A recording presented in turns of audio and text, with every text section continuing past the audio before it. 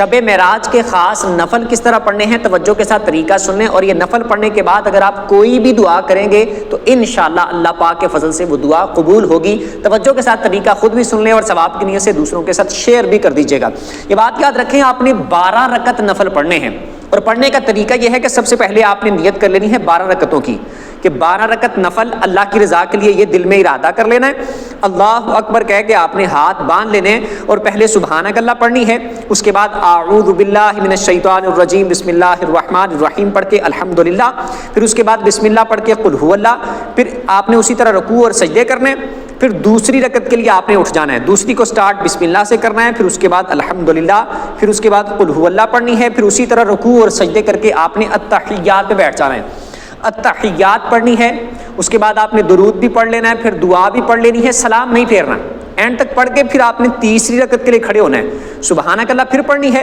Same اسی طرح جس طرح 2 رکعتیں پڑھی ہیں، بس سلام نہیں پھیرنا، تیسری میں اٹھ کے سیم پھر اس طرح سبحانک اللہ سے شروع کر کے الحمدللہ، پھر قل هو اللہ، رکوع سجدے کر کے پھر دوسری کے لیے کھڑے ہونا ہے، پھر الحمدللہ، پھر قل هو اللہ، پھر رکوع سجدے کر کے التحیات بیٹھنا ہے، پھر التحیات پڑھ کے درود پڑھ کے دعا پڑھ کے سلام نہیں پھیرنا،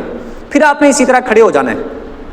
ہر بار جب آپ نے 2 رکعتیں پوری کرنے کے بعد اگلی رکعت کے لیے کھڑے ہونا ہے تو سبحانک اللہ پڑھنی ہے،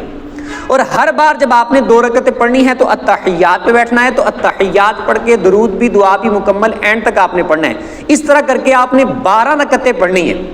12ویں رکعت میں جب آپ نے التحیات پہ بیٹھنا ہے تب آپ نے التحیات پڑھ کے درود پڑھ کے دعا پڑھ کے سلام پھیر کے آپ نے اپنے 12 نفل پورے کر لینے۔ اس کے بعد آپ نے بیٹھے بیٹھے 100 مرتبہ پڑھنا ہے سبحان اللہ والحمد للہ ولا الہ الا اللہ واللہ اکبر، 100 مرتبہ یہ پڑھنا ہے، اور 100 مرتبہ آپ نے پڑھنا ہے استغفر اللہ استغفر اللہ، یہ 100 مرتبہ آپ نے استغفار کرنا ہے۔ اس کے بعد 100 مرتبہ آپ نے درود پاک پڑھنا ہے، کوئی سا بھی پڑھنے چاہے یہ پڑھ لیں صلی اللہ علیہ وآلہ وسلم، صلی اللہ علیہ وآلہ وسلم، 100 مرتبہ آپ نے درود پاک پڑھنا ہے۔ اس کے بعد آپ نے اللہ کی بارگاہ میں دعا کرنی ہے، جو بھی آپ نیک اور جائز دعا کریں گے انشاءاللہ اللہ پاک اپنے اذن اور حکم سے انشاءاللہ وہ دعا قبول فرمائے گا انشاءاللہ۔ اور اگلے دن آپ روزہ بھی رکھ لیں۔